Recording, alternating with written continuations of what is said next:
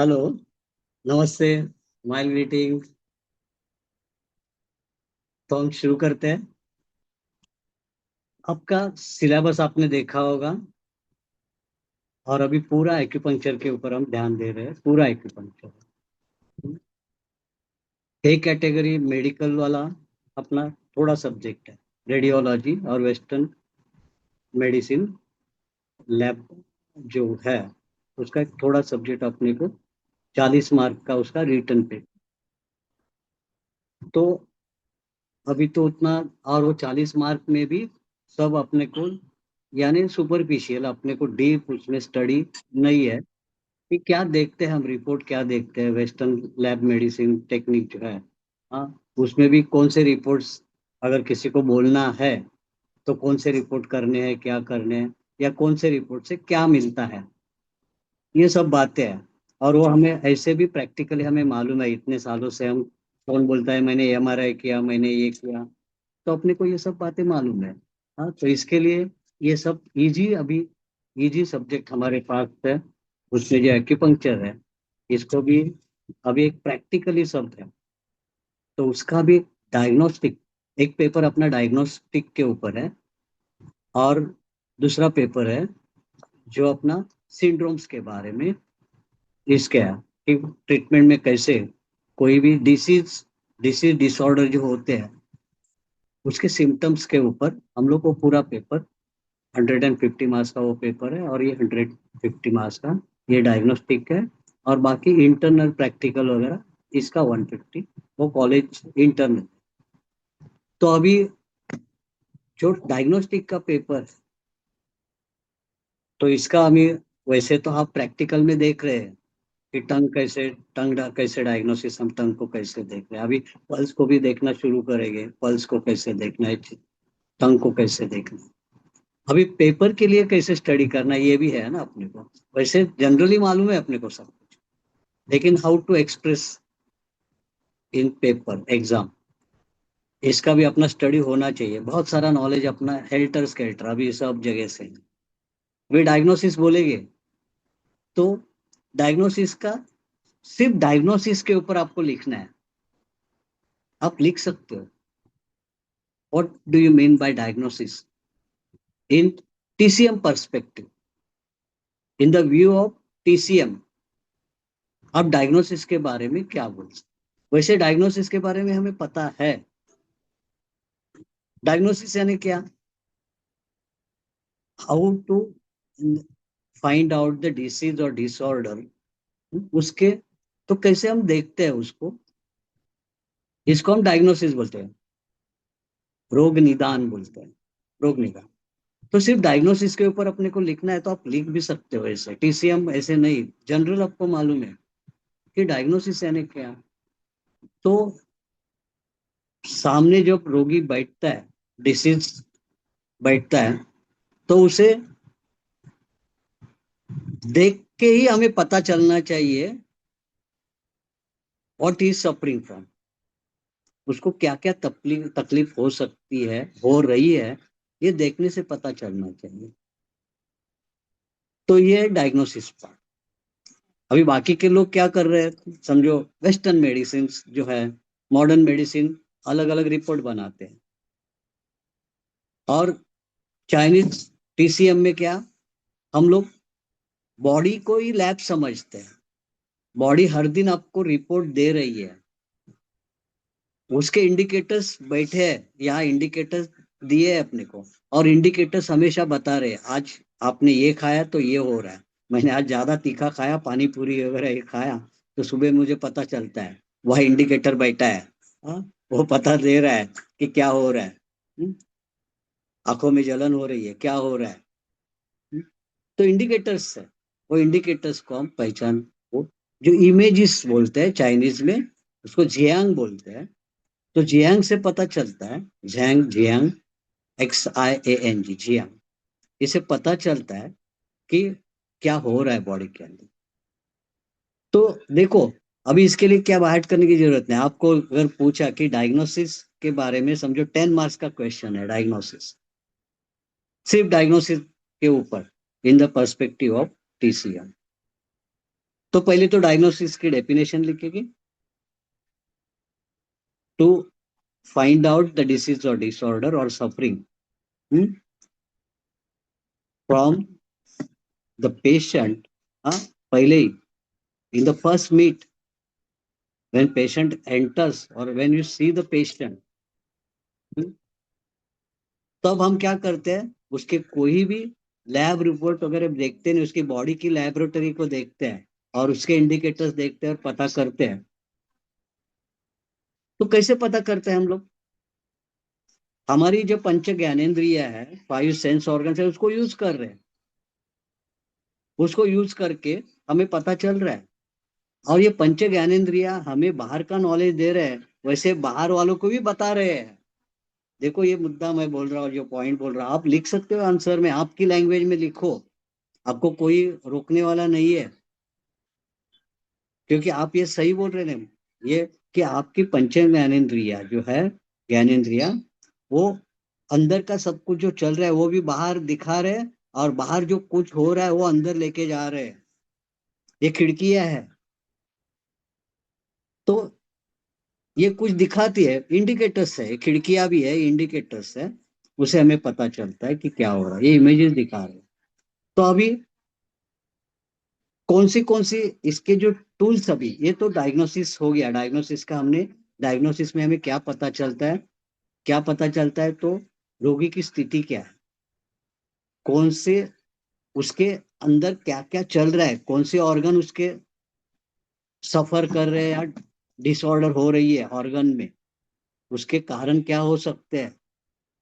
बाद में उसकी रोग प्रतिकारक शक्ति, रोग के अपोजिट वो कैसे लड़ रहा है, कितनी शक्ति उसमें बाकी है, ये भी हमें पता चलता है। उसकी एफिशिएंसी, उसकी कार्यक्षमता रोग के खिलाफ होने की, और ठीक होगा या नहीं होगा, ये भी पता चलता है। हम रोग निदान यानी डायग्नोसिस में ये भी चल रहा है हमारी।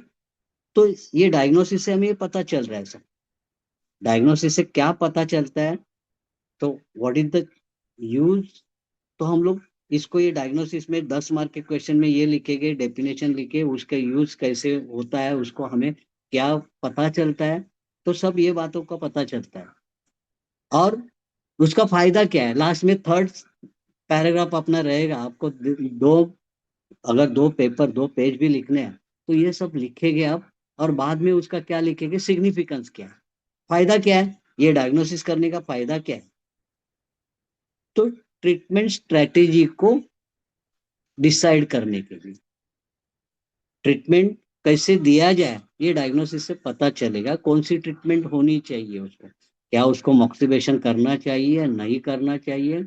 एक्सेस में डिसीज है तो कभी कभी मॉक्सिबेशन, कभी कभी मॉक्सिबेशन करना गलत होता है। ये सब हमें ट्रीटमेंट की स्ट्रेटेजी समझते हैं, कौन से पॉइंट लेने हैं, कौन से ऑर्गन के कौन से झैंगफू, अपने को ये सब पता चलता है। ये सिग्निफिकेंस है डायग्नोसिस से, ये सिग्निफिकेंस, डायग्नोसिस, डायग्नोसिस की डेफिनेशन, बाद में उसके यूज क्या है, और बाद में सिग्निफिकेंस क्या होता है, उसका फायदा क्या मिलता है।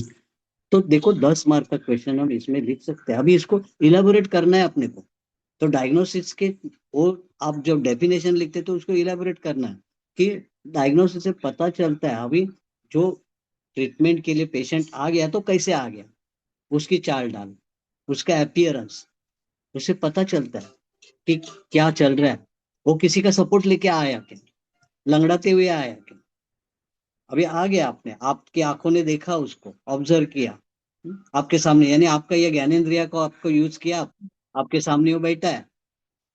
अभी क्या करेंगे, तो बाद में और भी नजदीक, अभी नजदीक आया, बाहर से आते आते आपने देखा, आपकी आंखों ने काम किया है डायग्नोसिस करने का काम। बाद में उसको देखा कैसे बैठा है, क्या उसकी सांस कैसे चल रही है, ये देखा, कितना वो हाँप रहा है, ये देखा, हाँप रहा है, काँप रहा है, जो भी है वो देख रहे हैं, अपियरेंस उसका देख रहे हैं। अगर नजदीक से कोई स्मेल भी उसकी आ रही है, उसे भी पता चलता है, कभी कभी स्मेल आते हैं, उसके ब्रीदिंग से स्मेल आ रही है, इससे पता चलता है। तो ये इंडिकेटर्स को हम देख रहे हैं। ऑब्जर्वेशन, ऑब्जर्वेशन, हम आंखों का हमने उपयोग किया, ऑब्जर्व किया, और आंखों ने भी, उसके भी ज्ञानेंद्रिय को देख रहे हैं ना, अभी सामने बैठा है, उसकी मूवमेंट क्या हो रही है, कैसे वो सिकुड़ के बैठा है या तान के बैठा है, बोलने के टाइम वो कैसे आंसर कर रहा है, हम्म? आंसर करने को टाल रहा है, या आंसर बहुत धीमी आवाज में कर रहा है, या बड़ी आवाज के साथ कर रहा है, फटक से आंसर दे रहा है, जिससे भी पता चलता है इसकी क्या पोजीशन है, यानी इसका डिसीज यांग है कि यीन है, कोई उसकी एक्सेसिव सिम्टम्स है या डेफिशिएंसी वाले सिम्टम्स है। डेफिशिएंसी वाले सिम्टम रहे तो बेचारा ऐसे रहेगा, उसको बोलना भी नहीं चाहेगा, वो बोलना भी नहीं चाहेगा, आंसर बार बार पूछना पड़े क्या हो रहा है, वो बाद में फिर पूछना पड़े क्या हो रहा है, तो आहिस्ता थोड़ा कुछ किया, फिर हम ही उसका हाथ उठाते कुछ करते क्या हो रहा है इधर।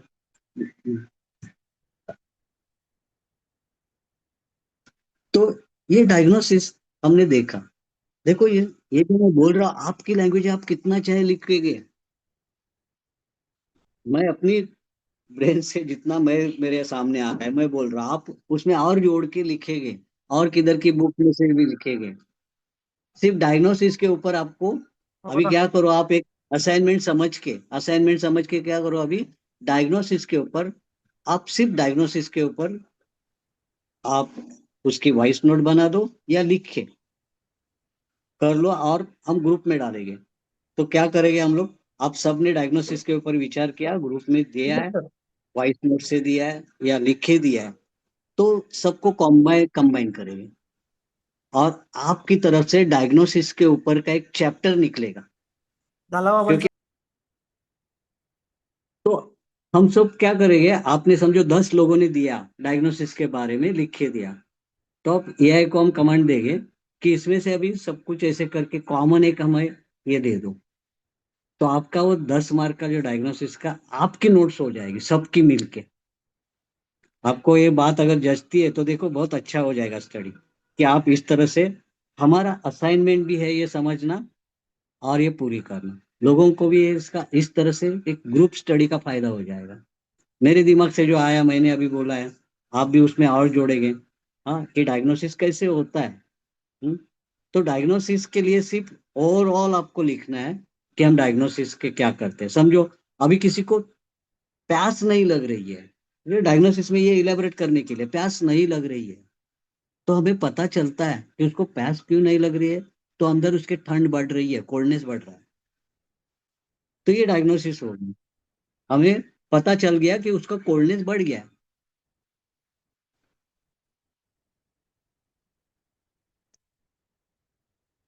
कोल्डनेस बढ़ गया। एग्जाम्पल आप जोड़ देंगे उस आंसर में, कि जिसको प्यास नहीं लग रही है, हमें पता चल गया प्यास उसको लगती नहीं है, तो इसका मतलब उसका कोल्डनेस बढ़ गया। डिसीज कौन सी है वो अलग है, हम डिसीज के ऊपर ध्यान नहीं देते, हम एनर्जी के ऊपर ध्यान दे रहे हैं। तो उसको पता चला, कोई कोई डिसीजन नहीं ले पा रहा है, इसके प्रॉब्लम है कि डिसीजन नहीं ले पा रहा है, तो हमें पता चलता है कि इसकी गॉल ब्लैडर की एनर्जी वीक है, उस उधर ची कम पड़ रही है, कोई इम्प्लीमेंटेशन नहीं कर रहा है, कोई बोलना नहीं चाहता है, तो उसकी स्प्लीन वीक है। तो ये डायग्नोसिस हम लोग सिर्फ बाहर के उसके अपियरेंस से, उसके चाल ढाल से, उसके बिहेवियर पैटर्न से हमें पता चलता है कि अंदर उसके क्या चल रहा है। इसको हम डायग्नोसिस में, ये बहुत बड़ी कला डायग्नोसिस की चाइनीज मेडिसिन ने दी है। वेस्टर्न मेडिसिन तो लैब के रिपोर्ट देखती है, हम तो बॉडी को ही लैब बॉडी को ही बॉडी हमेशा आपको रिपोर्ट ही दे रहे हैं, हम देखते नहीं, या तो हमें उसकी भाषा नहीं समझ में आ रही है, हमें हमें आदत हो गई है बाहर की मशीन की भाषा समझने की। बाहर की मशीन की भाषा ने बता दिया आपको आपके ब्लड हीमोग्लोबिन कम है, मशीन की भाषा ने बता दिया क्रिएटिनाइन बढ़ रहा है, लेकिन ये हमें अंदर से पता चल रहा है, हमें उसका नाम नहीं मालूम, क्रिएटिनाइन बढ़ रहा है, लेकिन हमें मालूम हो रहा है कि किडनी में कुछ प्रॉब्लम आ रही है, मेरे को इधर दर्द हो रहा है, तो किडनी में प्रॉब्लम है, मुझे यूरिन करते हुए प्रॉब्लम आ रही है, यूरिन में सफेद झाग जा रहा है, ये सब पता चल रहा है। मेरे को रात को नींद नहीं हो रही है, आ नहीं रही है, सपने आ रहे हैं, किस टाइप के सपने हैं, तो इसका डायग्नोसिस हम कर सकते हैं, ये सब बॉडी बता रही है, लेकिन हमें उसकी भाषा मालूम नहीं है, ये जो भाषा है ये मालूम करनी है डायग्नोसिस। ये चाइनीज की बड़ी ये देन है अपने को, चाइनीज टीसीएम की बड़ी देन है। कि बाहर के रिपोर्ट, देखो मैं एक एग्जांपल अभी बोल रहा हूँ कि एक अपना एक पेशेंट है, उसकी किडनी फेल्योर की ये बात अभी चल रही थी, उसको फिस्टुला बना दिया था, अभी उसका ये चलने वाला था डायग्नोसिस। तो अपनी एक स्टूडेंट है, उन्होंने बोला कि आप मत करो डायलिसिस, आप गोलियां वगैरह बंद करो, मैं बोलता हूँ वो करो, कुछ दिन के लिए करो, बाद में तो आपको करना ही है डायलिसिस। अभी आपकी जो तकलीफें है, आज के दिन से ही देखो क्या हो रही है।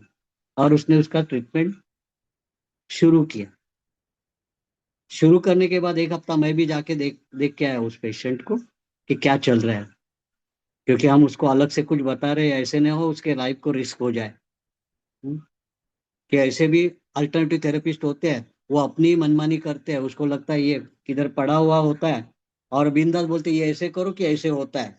पड़ी हुई बात होती है, अनुभव की बात नहीं होती है। तो मैं हमेशा अनुभव की बात पे जाता हूँ, तब लोगों को, क्योंकि लोग अपने ऊपर विश्वास रखते हैं। तो मैंने जाके एक हफ्ते के बाद जाके देखा क्या, क्योंकि उसकी दवाई बंद की है, इतनी बड़ा रिस्क लिया है, दवाई भी बंद की है। तो बोलता है मुझे अब से बहुत अच्छा लग रहा है, मुझे जो हांपने की जो ये, मैं इतना थोड़ा चल गया तो भी मुझे बहुत तकलीफ हो रही थी, अभी वो तकलीफ नहीं है।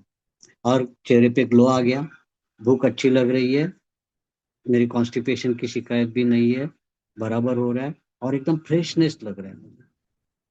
तो इतना बोलने के बाद हम बोले ठीक है फिर, हाँ दवा गोली कुछ भी नहीं है। फिस्टुला बनाया ये करने के लिए, डायलिसिस के लिए, लेकिन वो गया नहीं है अभी डायलिसिस के लिए। वो बोलता है सब तरह से मुझे अच्छा लग रहा है। बाद में पूछ रहा है कि जाके रिपोर्ट निकाल के देखो क्या। तो हमारा जो स्टूडेंट है वो बोला अब रिपोर्ट निकालने को जाना नहीं है, आपकी बॉडी अगर रिपोर्ट कर रही है आपको, तो क्यों जा रहे हैं रिपोर्ट निकालने के लिए। और ये भी बात सही है कि वो रिपोर्ट में वैसे ही आएगा, उसका क्रिएटिनाइन वगैरह ज्यादा फर्क नहीं आएगा। तो ये क्या हो जाएगा, अंदर से फिर टूट जाएगा, कुछ नहीं होता है, ये हो जाएगा। हो तो रहा है, उसको मालूम भी पड़ रहा है कि बॉडी का ये सब सिग्नल मिल रहे हैं, यानी हम लोग राइट ट्रैक पे जा रहे हैं, ये भी समझ में आ रहा है। लेकिन उसको मशीन अगर बताएगी कि नहीं नहीं कुछ नहीं हुआ है, और डॉक्टर भी बोलेगे कुछ मत करो। मेरे पास दूसरा एक पेशेंट है, उसको उसको डॉक्टर के ऊपर बहुत बड़ा विश्वास है, वो अपनी सुनता ही नहीं है। हाँ ये कुछ नहीं होता है, वो बोलता है अभी अच्छा लगेगा, बाद में कुछ नहीं, ये हो जाएगा। तो ऐसे पेशेंट है जो डॉक्टर के ऊपर, वेस्टर्न मेडिसिन के ऊपर ज्यादा डिपेंड है। तो बोलना ये है कि बॉडी की लैब अंदर से रिपोर्टिंग दे रही है।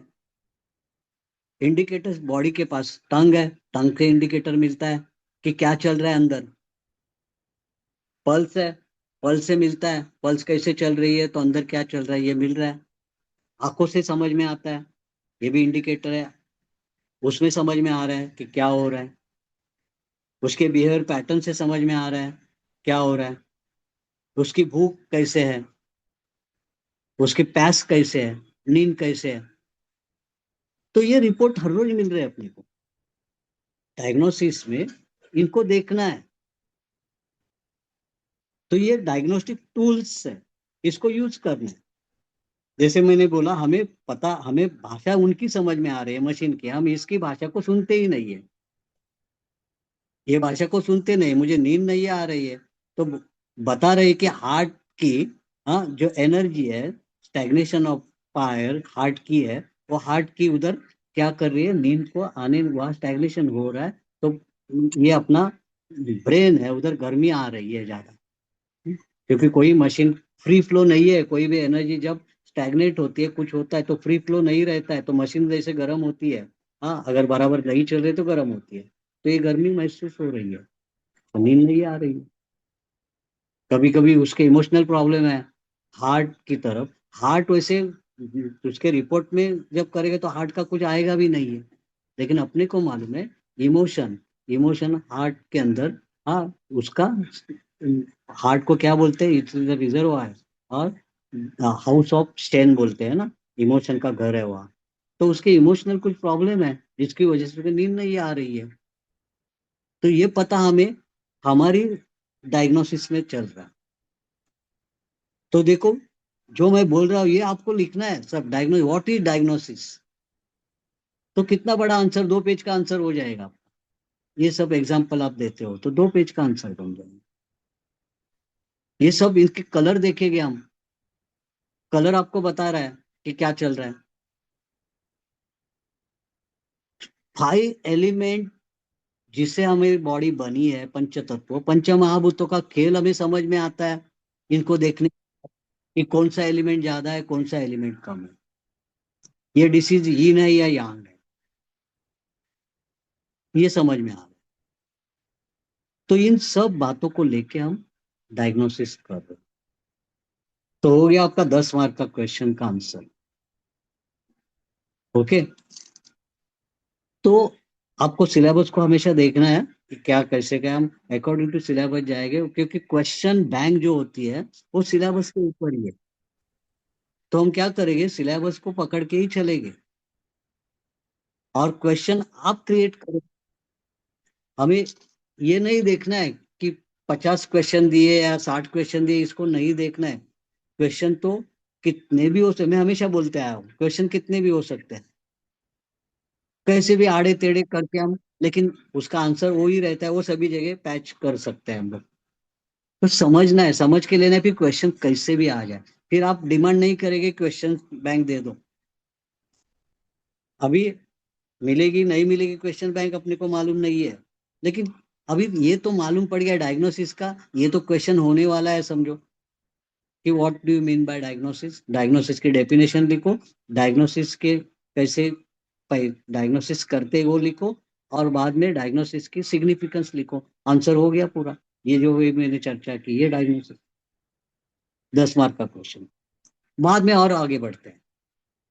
ये हो गया। अभी डायग्नोसिस के टूल्स, ये आपका सिलेबस, डायग्नोसिस के टूल्स पता नहीं, what are the tools of diagnosis. Tools यानी उसके औजार हम बोलेंगे ना, वो है, और डायग्नोसिस के टूल्स क्या क्या है। तो टूल्स क्या है, कैसे कैसे डायग्नोसिस किया जाता है, ऑब्जर्वेशन से, यानी इंस्पेक्शन, इंस्पेक्शन एक टूल हो गया। बाद में हियरिंग से, हाँ, हियरिंग से देख रहे हैं, ऑस्कल्टेशन उसको बोलते हैं, ऑस्कल्टेशन, और स्मेलिंग, ऑल्फेक्शन बोलते हैं। तो स्मेलिंग और ऑस्कल्टेशन, सुनने से। थर्ड क्या है, इंक्वायरी, फिर पूछने से। पहले तो पेशेंट आया, हमने ऑब्जर्व किया, इंस्पेक्ट कर रहे हैं, बाद में पेशेंट सामने बैठा है, सुन रहे हैं हम लोग, और स्मेल, उसकी ब्रीदिंग कैसे चल रही है, ब्रीदिंग में स्मेल आ रहा है, ये सब देख रहे हैं। तो पहला inspection, second auscultation and auscultation hearing and smelling, second. Third, अभी हम इंक्वायरी शुरू करते हैं, क्या हो रहा है, इंक्वायरी करके उसके अनेक क्वेश्चन के आंसर ले रहे हैं, तो बाय इंक्वायरिंग। और बाद में लास्ट क्या करेंगे, पाल्पिटेशन, यानी हाथ लगा के भी देखना है अपने को। ये दूर से पहले देखा, बाद में हाथ लगा के देखा। हाथ लगा के देखते हैं तो क्या करेंगे, पल्स भी देखेंगे हाथ लगा के। बाद में हम परकशन बनते हैं, बोलते हैं, हाँ, किधर टिम, हाँ, कैसे साउंड आ रही है, हाथ लगा के उसके ऊपर, मालूम है ना परकशन करते हैं, तो हाथ लगा, इस तरह से। अभी क्वेश्चन 2 मार्क का क्वेश्चन आया, या एमसीक्यू में आया, एमसीक्यू में आ सकता है कि ये टूल्स नीचे दिए हुए, ये कौन सा टूल्स है डायग्नोसिस में, ये चार में से कोई एक लिखा जाएगा, तो ये आप आंसर दे सकते हैं। या डायग्नोस्टिक के टूल्स कितने हैं, तो 4 टूल्स है। देखो इस तरह से अपने को स्टडी करना है कि क्या आ सकता है, समझ के लेना है, फिर क्वेश्चन कैसे भी आ। तो ये हो गया एक question, how many tools, 4 tools are there, diagnostic tool कितने हैं, 4 है। कौन से है, तो एक ऑब्जर्वेशन यानी इंस्पेक्शन, दूर से आप देख रहे हैं। सेकंड, सेकंड में दो लिए हमने, ऑस्कल्टेशन एंड ऑल्फेक्शन। थर्ड में इंक्वायरी, और फोर्थ में पाल्पिटेशन, पाल्पेशन। हो गया, एक 4 मार्क का क्वेश्चन का आंसर भी बन जाएगा आपका इस तरह से। तो ये बात हो गई अपनी 4 मार्क के लिए। इसको ही बढ़ाते हैं तो 6 मार्क की बात बनती है। आपको लगता है कि आंसर थोड़ा कम हो रहा है और टाइम भी है, तो बढ़ा भी सकते हैं। और मैंने हमेशा बोलते आया हूँ कि आपका पेपर कोई दूसरे को दिखाता नहीं है उधर, या दिखाएंगे तो वही चेक करने वाले एक दूसरे को दिखाएंगे। आपकी हंसी मजाक उड़ाने में वहां कोई नहीं। हम क्लासरूम में होते हैं तो प्रॉब्लम आती है कि मेरा पेपर सबके सामने बोलेगे ये ऐसे लिखा है वैसे लिखा है। आप लिखो, और आप जो लिख रहे हैं, भले उनको बात जचती नहीं है, लेकिन आप लिख रहे, सच ही लिख रहे हैं। आपको जो समझ में है वही लिख रहे हैं। डायग्नोसिस में एक, अभी मेरे को एक स्टोरी, आपने कालीचरण पिक्चर देखी है? वहां, अगर देखी होगी, डायग्नोसिस क्यों इंपॉर्टेंट है, तो डायग्नोसिस का 10 मार्क का क्वेश्चन है ना, उसमें what is the importance of diagnosis, ये लिख सकते हैं आप। मैंने वो पॉइंट को मैंने छोड़ा, स्किप स्किप किया था मैंने। What is the importance of diagnosis, और ट्रीटमेंट और डायग्नोसिस में ज्यादा महत्वपूर्ण कौन है, ये आप लिखेंगे डायग्नोसिस के 10 मार्क में। ट्रीटमेंट से भी ज्यादा डायग्नोसिस इंपॉर्टेंट है। आपके पास लड़ने के सब हथियार दिए हैं, लड़ भी सकते हैं, लड़ने का ट्रेनिंग दिया है, लेकिन किसके साथ लड़ू और कब लड़ू, ये कौन बताएगा? तो डायग्नोसिस मेथड से पता चलेगा कि अपना शत्रु कौन है, किधर करना है, क्या करना है, अटैक किसके ऊपर करना है, ट्रीटमेंट किसको देनी है, कौन से पॉइंट ट्रीटमेंट करने हैं। तो ये आप देखो, ये भी एक मुद्दा आ गया वो 10 मार्क के क्वेश्चन में। Importance of diagnosis, it is first, primary important उसको दिया गया है डायग्नोसिस को, क्योंकि डायग्नोसिस पता नहीं है तो आप क्या ट्रीटमेंट देंगे। एक चाइनीज कंसेप्ट में ये भी है कि अच्छे डॉक्टर को किसको बोला जाता है, जो रोगी को ज्यादा कुछ पूछे बिना उसको क्या तकलीफ है जान लेता है, समझ लेता है, उसको सबसे अच्छा डॉक्टर माना जाता है। ये आप इलाबरेट कर सकते हैं ना 10 मार्क के क्वेश्चन आंसर में, कोई आपको रोक बोलने वाला नहीं क्यों लिखा। आप 10 मार्क का क्वेश्चन, आपका इंप्रेशन तैयार कर सकते हैं। जो एग्जामिनर जो बैठा है चेक करने के लिए, उसको भी लगेगा ये कोई सादा ये नहीं है, कोई बाहर करके आया हुआ है, इसका पेपर बार बार चेक करना चाहिए, इसने इतना सारा कुछ लिखा है। अभी मैंने जो बात बताई ना, एक कि उस पिक्चर में क्या है, शत्रुघ्न सिन्हा जो पहला एक्सीडेंट में मर जाता है उसका डबल रोल है, तो सेकंड रोल शत्रुघ्न सिन्हा है। वो ऐसे ही कोई आम आदमी था, उसको वो जो सीआईडी जनरल कुछ प्रेमनाथ था, उसका बेटा मर गया, उसको मार दिया गया शत्रुघ्न सिन्हा। बाद में उसने शत्रुघ्न सिन्हा का डुप्लीकेट था, उसको अपना बेटा करके वो उसकी पोस्ट पे उसने लगा दिया उसको, क्योंकि उसको उनके देखना था कौन है इसके पीछे। नंबर 17 यानी दुनिया का सबसे खतरनाक तो नंबर, ये लेकिन मैं किसी नया खतरे जो से नहीं डरता, इंस्पेक्टर बिल्कुल नहीं बन के डरता। आया शत्रुघ्न सिन्हा, और उसको बताया गया कि मरते वक्त ये जो मरा शत्रुघ्न सिन्हा, उसने लिखा था LION, LION, ऐसे बेड के वहां लिखा है। आपने किसी को देखा हो, किसने देखा होगा पिक्चर, तो LION लिखा था। अभी ये नया ज्वाइन हो गया, उसने क्या किया, उसने वो पकड़ा, तो LION का उल्टा ऐसे किया तो क्या हो गया, नंबर 17, LION, I और L I 17 नंबर बन गया। हाँ, ON NO बन गया, उसने उल्टा किया तो उसको नंबर 17 मिल गया। अभी उसने क्या किया, अपना अधिकार से नंबर 17, जिधर भी नंबर 17 दिख रहा है उनको अरेस्ट करना शुरू किया। किसकी गाड़ी का नंबर 17 है, किसी की रूम का नंबर 17 है, कोई 17वें। 17, किसी का फ्लैट नंबर 17 है, किसी का गाड़ी नंबर 17 है, और एक आदमी तो ऐसा भी है सर जो 17 बच्चों का बाप है। Bloody hell. माले पे रहता है, सबको अरेस्ट करना शुरू किया, सबको पूरा भर दिया पुलिस स्टेशन 17 नंबर। तो डायग्नोसिस यही है, उसको डायग्नोसिस करना नहीं आया था कि क्या है। उसने वो LION और नंबर 17 डायग्नोसिस गलत हो गया, तो सब मेहनत उसकी बेकार हो गई। तो है ये, तो डायग्नोसिस का 10 मार्क का हम ऐसे लिख रहे। बाद में छोटा प्रश्न आता है, तो what are the tools of diagnosis, तो 4 टूल्स है डायग्नोसिस के, इसको हम बताएंगे।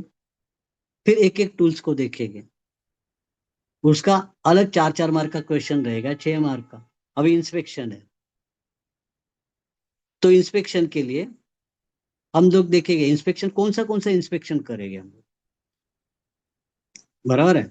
देखेंगे इंस्पेक्शन, ऑब्जर्वेशन, ऑब्जर्वेशन करना है। तो ऑब्जर्वेशन में सबसे इंपॉर्टेंट है कि हम उसकी स्पिरिट को पकड़, शेन को पकड़,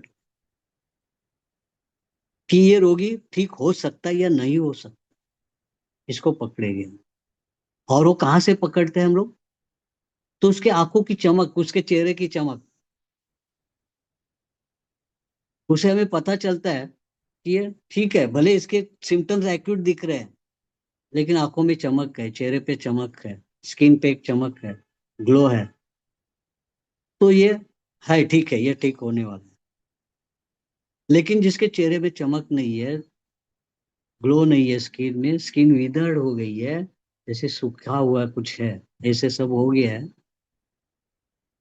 बोल भी नहीं सकता है, ये सब समझ में आ रहा है, तो हमें लगेगा कि उसकी शेन जो है वीक है, वीक है, अंदर की जो माय स्पिरिट है वो वीक है, ये पता चलेगा।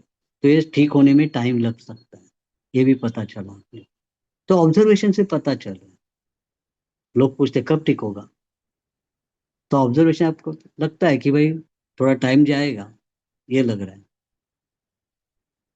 कभी कभी ऐसे यानी वीक स्पिरिट है, स्ट्रांग स्पिरिट है, उसको हम देखते हैं। और उसके इंडिकेटर्स ये है, आंख, स्किन। तो ऑब्जर्वेशन से हमें ये मिल गया उसकी स्पिरिट क्या काम कर।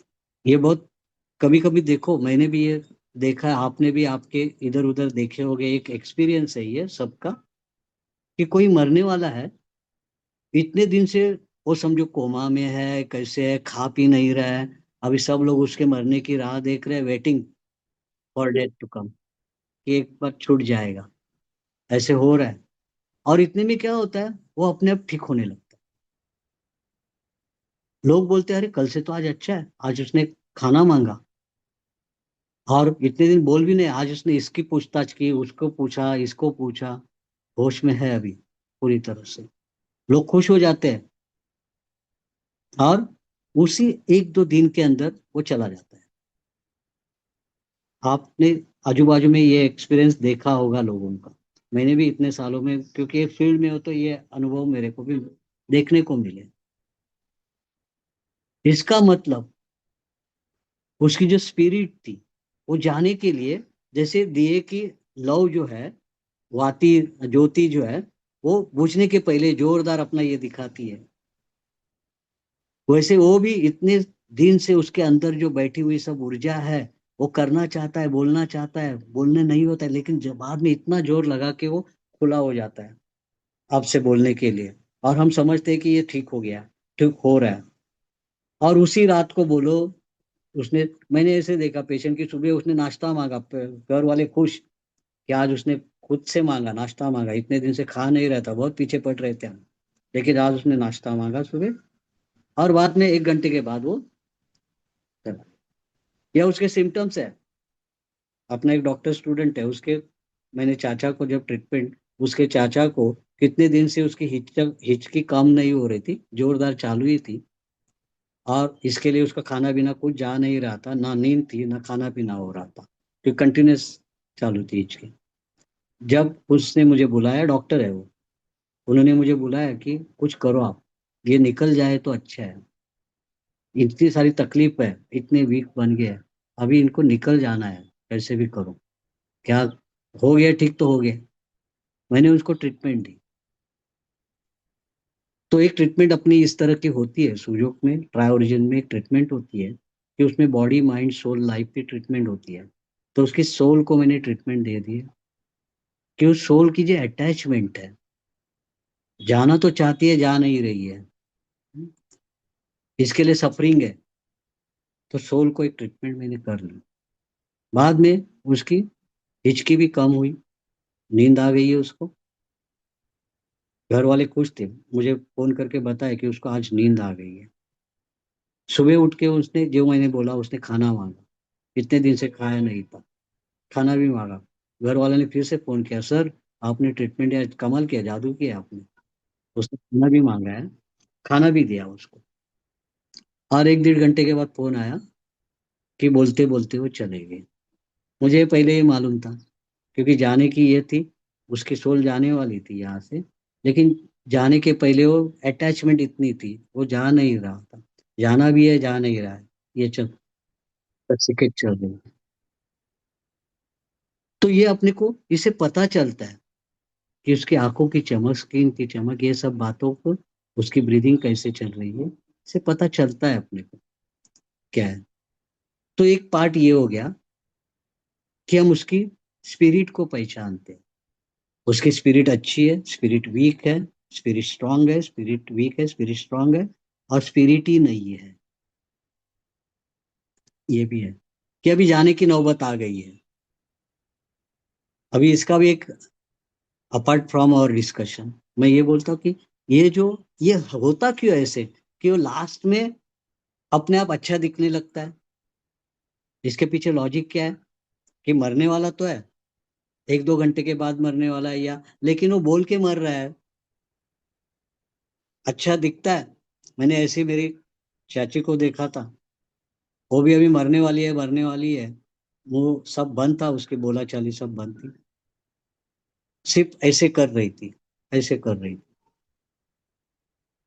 तो थोड़ा समझ में आ गया, उसकी 3 बेटी है, तो ऐसे कर रही थी, यानी उस बेटियों के बारे में उसको कुछ बोलना है। तो मैं उसके कान नजदीक जाके बोल रहा, आप उनकी चिंता मत करो, हाँ? हम है उनके लिए, हम करेंगे, उनका सब कुछ करेंगे, क्योंकि वो बेटियों की शादी नहीं होती, जवान बेटियां थी। हम बोले कि हम, आप चिंता मत करो। फिर भी चल रहा था, आंखों से पानी चल रहा है, सब कुछ। हमने उन बेटियों को बुलाया, और ये बेटियां जब उसको दिखाई दी,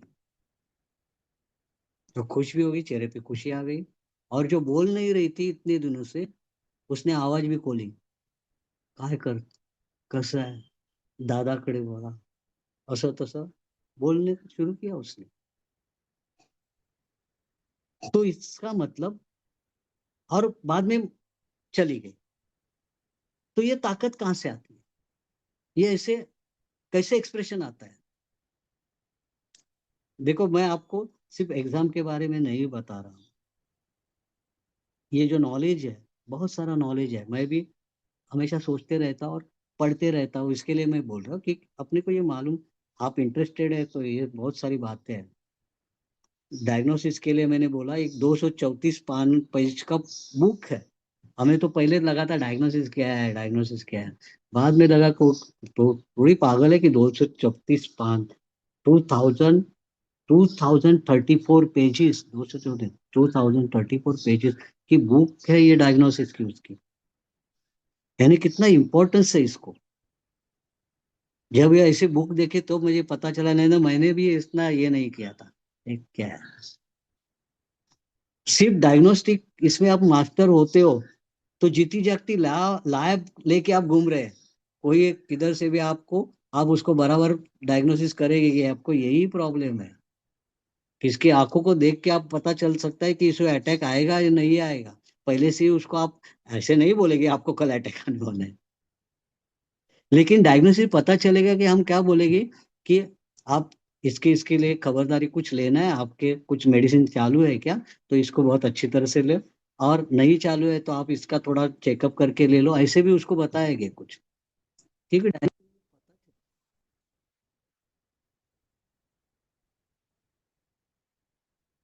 तो अभी ऑब्जर्वेशन से हम क्या करते हैं, तो ये हो गया ऑब्जर्वेशन से हमें पहले तो ये पता चलता है उसके अंदर की स्पिरिट क्या काम कर रही है, ये पता चलता है ऑब्जर्वेशन करके। और वो कहाँ से, उसके इंडिकेटर कौन है, स्पिरिट बताने वाले इंडिकेटर कौन है, आंखें हैं, स्किन है, ये उसको इंडिकेट करते हैं कि उसकी स्पिरिट अंदर से कैसे काम कर रही है, ये इंडिकेटर। फर्क समझ में आ गया, सिम्टम्स और इंडिकेटर्स, कौन क्या बता रहे हैं। एक्सीटा जो है, यानी यूरिन और स्टूल, एक्सीटा बोलते हैं, वो भी इंडिकेट करते हैं। समझो काला स्टूल आ गया तो इंडिकेशन है कि अंदर कहीं से ब्लीडिंग हो रही है। अगर उसने खाने पीने में ऐसी कोई चीज नहीं खाई और स्टूल काला आ रहा है, तो इंडिकेटर क्या है कि अंदर ब्लीडिंग हो रही है इधर से। और स्टूल पास करने के बाद ब्लीडिंग होता है, तो इसका मतलब क्या है, तो रेक्टम के वहां कुछ उधर की नसों का कुछ प्रॉब्लम है, उसके कारण बाद में ब्लीडिंग हो गया, पहले नहीं।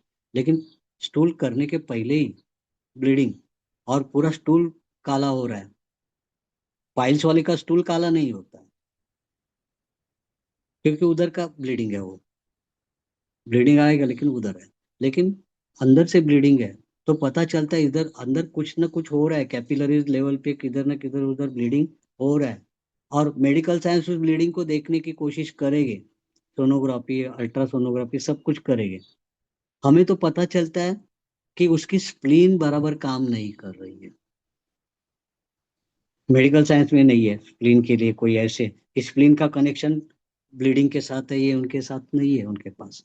हमें पता चलता है कि स्प्लीन का, आपने जैंगपो थ्योरी में देखा है कि स्प्लीन क्या करती है, तो होल्ड करके रखती है। तो ब्लड ब्लड वेसल के अंदर भी होल्ड करके रखना, ये स्किन का काम है, स्प्लीन का काम है। स्प्लीन काम बराबर नहीं कर रहे, स्प्लीन डेफिशिएंट हो गई, इसके लिए अंदर से ब्लीडिंग चालू है। जहां भी ब्लीडिंग हो रहा है, वो मेंस्ट्रुअल ब्लीडिंग भी हो, ज्यादा हो रहा है, तब हो सकता है उसका कनेक्शन स्प्लीन से है, स्प्लीन डेफिशिएंट है, ये हो सकता है। तो हम डायग्नोसिस इस तरह से कर रहे हैं। तो अभी थोड़ा हम स्क्रीन शेयर करते हैं।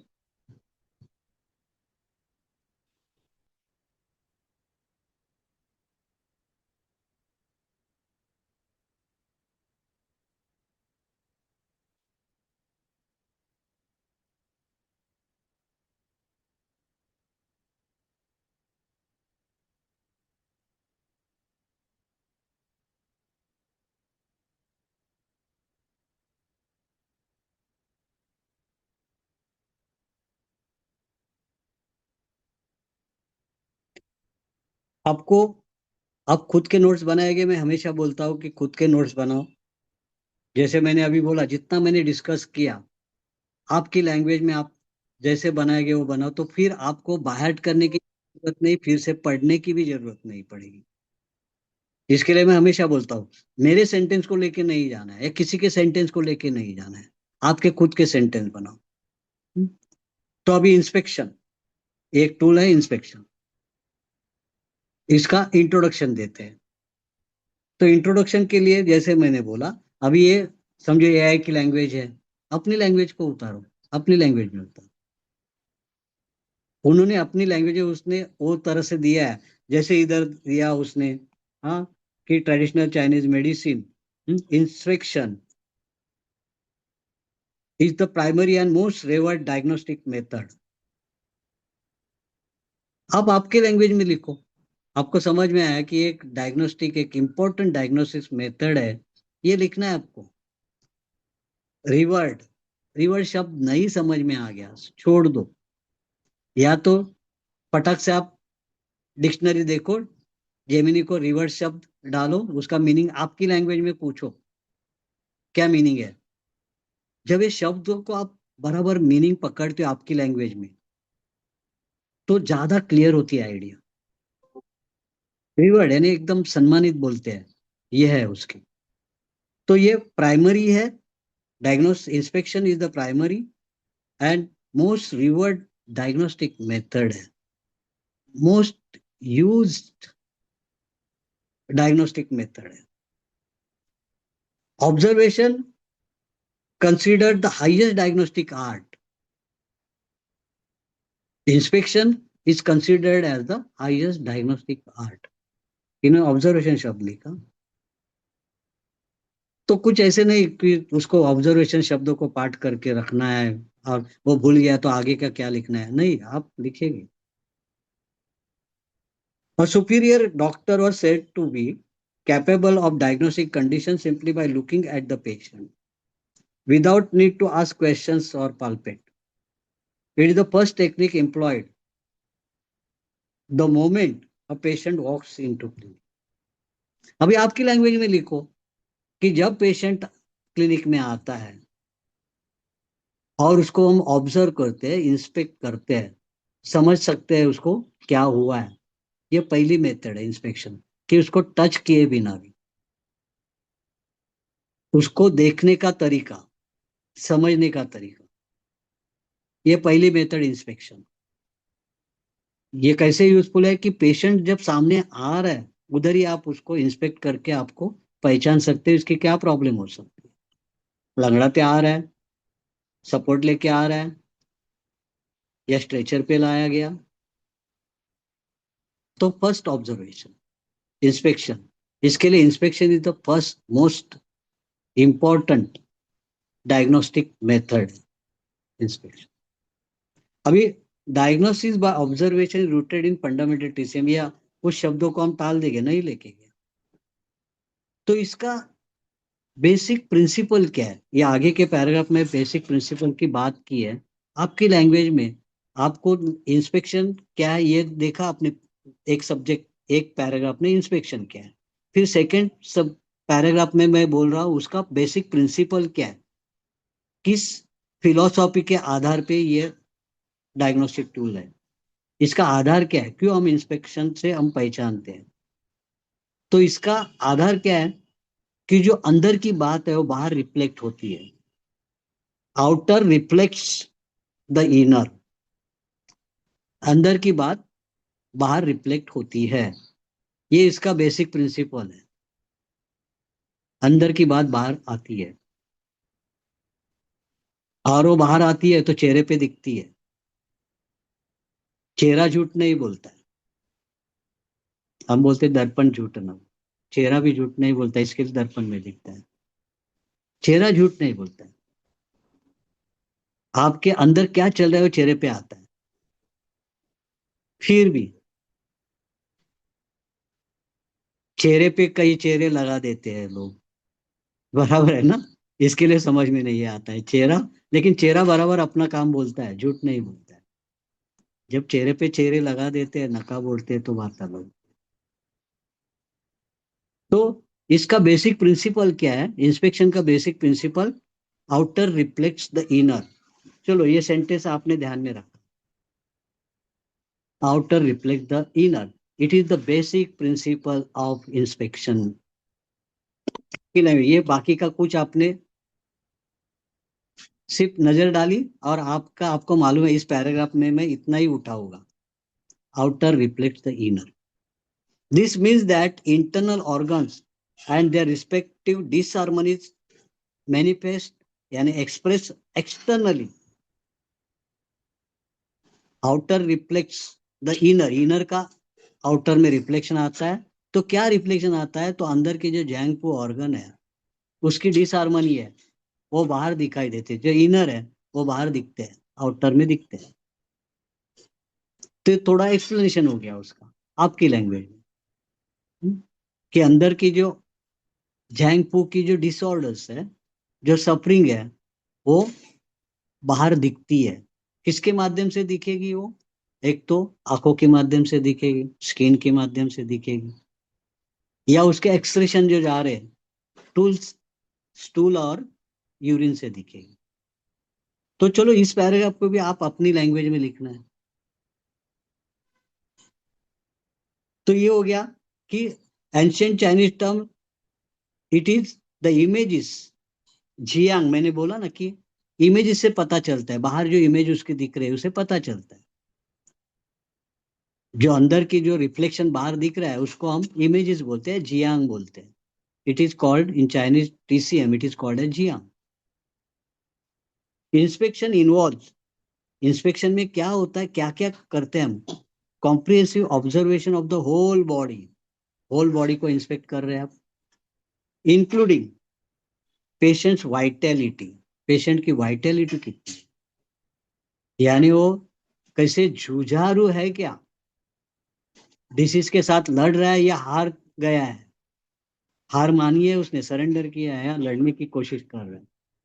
तो वो पेशेंट्स की वाइटैलिटी, उसका कलर, उसका अपीयरेंस, बॉडी शेप, डीमीनर।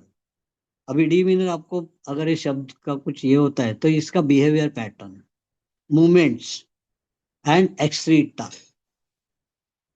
इसका सब हम ऑब्जर्वेशन करते हैं इंस्पेक्शन में, इसका सब ऑब्जर्वेशन होता है। और ये क्यों करते हैं, तो deeply understand underlying pathological changes, to understand the pathological changes deeply, इसके लिए हम ये ऑब्जर्वेशन करते हैं। तो पहला पैराग्राफ तो आपने इंस्पेक्शन के बारे में थोड़ा लिखा, फिर दूसरा पैराग्राफ उसका प्रिंसिपल लिखा, और क्या करते हैं, तो इसमें ऑब्जर्वेशन करते हैं, कंप्लीट बॉडी ऑब्जर्वेशन करते हैं, कॉम्प्रिहेंसिव स्टडी ऑफ बॉडी, और पूरा बॉडी का ऑब्जर्वेशन भी कर रहे हैं, तो हम उसका क्या कर रहे हैं, उसका उसकी वाइटलिटी को देख रहे हैं, उसके अपीयरेंस, उसका कलर, बाद में उसकी बिहेवियर पैटर्न, ये सब बाहर से दिख रहा है, बिहेवियर पैटर्न है, उसकी बॉडी का शेप कैसे है, मूवमेंट कैसे कर रहा है वो, एंड एक्सरीटा। अभी एक्सरीटा को तो उसी वक्त आप ऑब्जर्व नहीं कर रहे, बराबर, उसके टूल और यूरिन को उसी वक्त ऑब्जर्व नहीं कर, लेकिन पूरी जब ऑब्जर्वेशन की बात आ रही है तो इन सब बातों का ऑब्जर्वेशन करते हैं। और ये क्यों करते हैं, to understand the underlying pathology, अंदर क्या चल रहा है उसको समझने के लिए ये करते हैं ऑब्जर्वेशन। अभी इसमें एक सब क्वेश्चन इसमें हो सकता है कि ये जब आप करते हो तो उसके दो बातों के ऊपर ध्यान देना है। आप ऑब्जर्वेशन करते हो तो कभी कभी हमारी गलती हो सकती है, ये स्टडी में इसको पिटफॉल बोलते हैं। There are two pitfalls in observation. एक तो क्या करते हैं आप, बड़ी बड़ी बातों को देखते हैं और छोटी बातों के ऊपर ध्यान ही नहीं जाता, और वो इंपॉर्टेंट होती है कभी कभी, या कभी कभी किसी का क्या है, छोटी छोटी बातों को देखते हैं और बड़ी बातों को भूल जाता है। ये दो पिटफॉल है, तो ये अलग से क्वेश्चन 4 मार्क का हो सकता है।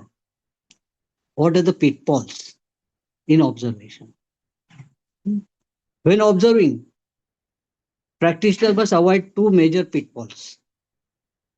टू पिटफॉल्स को आपको अवॉइड करना, कौन सी पिटफॉल है, तो either looking at the whole picture but missing crucial small detail, looking at the whole picture but missing the small details, और second pitfall क्या, और paying excessive attention to major details, major detail को ज्यादा देखना, और while missing the broader clinical picture, उसको miss कर। अभी इंस्पेक्शन में ये जियोवानी की बुक में उन्होंने और एक दिया, बाकी के सब बुक में नहीं है, उसने दिया कि ऑब्जर्वेशन में आप करस्पॉन्डेंस को भी देखो, correspondence between single small part of the body and whole body. ये करस्पॉन्डेंस सिस्टम हम सुजोक में देखते हैं, और सुजोक में बहुत इफिशिएंटली इफेक्टिवली हम काम करते हैं, कि आपने जो करस्पॉन्डेंस सिस्टम अभी सेकेंड सेमेस्टर में देखा, माइक्रो एक्यूपंक्चर, उसका कुछ इतना फायदा नहीं है आपके हमेशा रूटीन के ट्रीटमेंट में, आपने देखा है क्या यूज कर रहे हैं आप उसको, क्योंकि वो ऊपर ऊपर का है। लेकिन सुजोक ने इसको इतना डेवलप किया, प्रोफेसर पार्क ने, कि सिर्फ वो ही लेके लोग ट्रीटमेंट दे रहे हैं।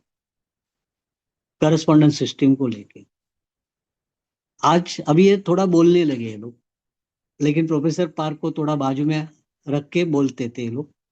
तो करस्पॉन्डेंस सिस्टम जो है, इसको अगर हम यूज करते हैं आपके ट्रीटमेंट में, करस्पॉन्डेंस सिस्टम यानी क्या करते हैं, छोटे पार्ट को बॉडी के होल पार्ट के साथ कंपेयर करते हैं, उसकी सिमिलरिटी देखते हैं, उसका ऑब्जर्वेशन। और वो तो ट्रीटमेंट के लिए भी यूज कर रहे हैं, ऑब्जर्वेशन करना। तो ये एक प्रिंसिपल अपने को मिला, micro system such as the face, ear and tongue that reflect the entire internal landscape. तो इतना मैंने अभी आपके सामने ये सब इधर पूरा लिखा, ये पैराग्राफ इंस्पेक्शन के ऊपर। तो आपकी भाषा में आप इसको कन्वर्ट करो।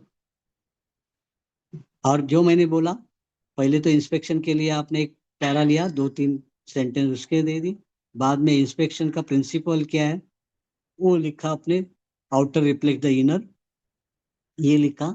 और इंस्पेक्शन करते हुए और एक क्या देखा, माइक्रो सिस्टम की छोटा पार्ट बड़े पार्ट के साथ उसकी कंपैरिजन करते हैं, उसे भी हम लोग ऑब्जर्व करके पता चल सकता है कि क्या हो रहा है। जैसे चेस्ट और अंगूठे का जो हाइपोथिनर थिनर एमिनेंस जो है, इसको आप देखते हैं तो चेस्ट का, अगर उधर तकलीफ हो रही है, कुछ दिख रहा है, तो इसका मतलब चेस्ट के अंदर गड़बड़ हो रही है, उधर पेनिंग आया तो। यानी माइक्रो सिस्टम में हम देखते हैं उस पार्ट को बॉडी के छोटे पार्ट से कंपेयर। तो ये हो गया। अभी ऑब्जर्वेशन, उसके सब टॉपिक, कहाँ कहाँ आप ऑब्जर्वेशन करेंगे, इंस्पेक्शन, इंस्पेक्शन के सब टॉपिक, ये मैं आपके एमसीए के सिलेबस से ही जा रहा हूँ। तो क्वेश्चन इससे ही आने वाले हैं। कोई बोलेगा इधर से क्वेश्चन, इतने क्वेश्चन करो, उतने क्वेश्चन करो, जरूरी नहीं है। हम्म? उनके जो सिलेबस है उसके बाहर के क्वेश्चन नहीं हो सकते। अभी फर्स्ट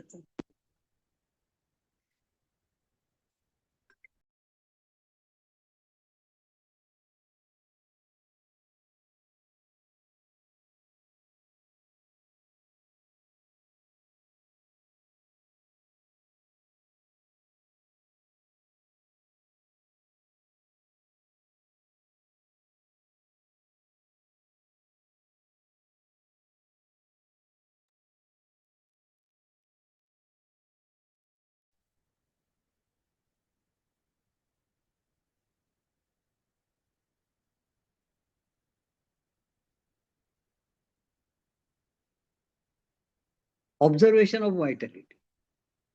तो मैंने बोला कि सिलेबस से हम जा रहे हैं, अपनी तरफ से मैं अपना इंटेलिजेंस नहीं दिखा होगा।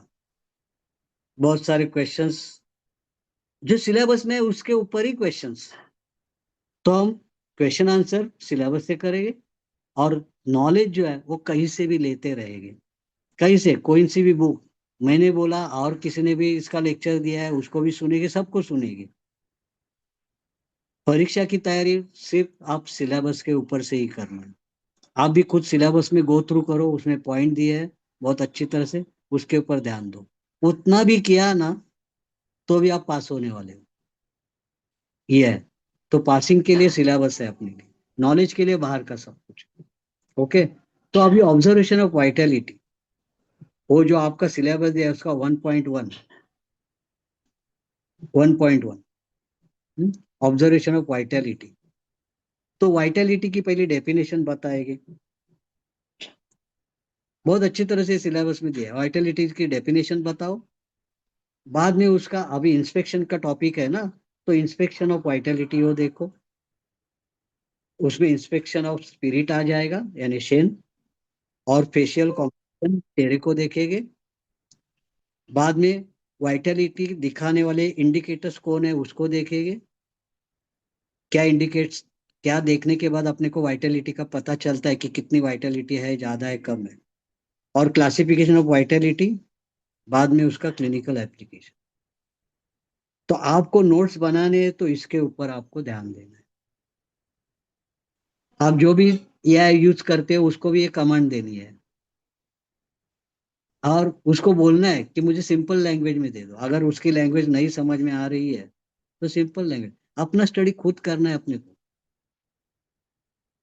कल मैं समझो कुछ सिलेबस मैंने सीखा नहीं पाया या टाइम नहीं मिला, तो भी आप पीछे नहीं रहेंगे। डिपेंडेंसी नहीं है। अभी आप बड़े हो गए, आप 12th के बाद कोई टीचर के ऊपर डिपेंड नहीं रहते, आप 12th के बाद वाले लोग हो। 10th तक डिपेंडेंसी होती है, टीचर जो बोलते हो। लेकिन 12th के बाद लाइब्रेरी में जाके बुक्स अलग अलग लेके हम खुद को ये करते हैं, बाकी का टाइम मजा करते हैं। क्लासरूम में भी जाते नहीं है, आपको मालूम है। 12th के बाद FY SY वगैरह कोई क्लास में बैठते भी नहीं है, लेक्चर चलते हैं।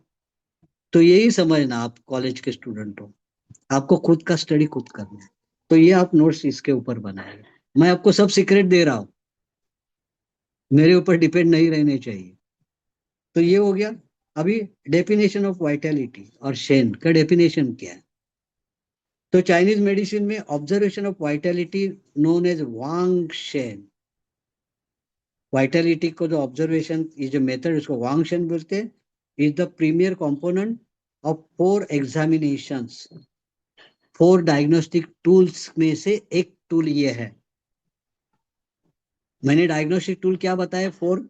एक इंस्पेक्शन है, एक ऑस्कल्टेशन और ऑल्फेक्शन है, एक इंक्वायरी है, एंड लास्ट में पाल्पेशन है। तो ये 4 में से जो इंस्पेक्शन वाला जो टूल है, इसमें से ये वाइटलिटी को ऑब्जर्व करना ये आता है। हम्म तो वाइटलिटी किस में आती है? तो इंस्पेक्शन में। इसके लिए हम इंस्पेक्शन जो टॉपिक है, इंस्पेक्शन इसको लिया है हमने। मेन क्या है? इंस्पेक्शन टॉपिक है। चैप्टर 1 जो है इंस्पेक्शन है। तो इंस्पेक्शन के अंदर हम वाइटलिटी को देख रहे हैं। इंस्पेक्शन क्या है? डायग्नोस्टिक टूल है।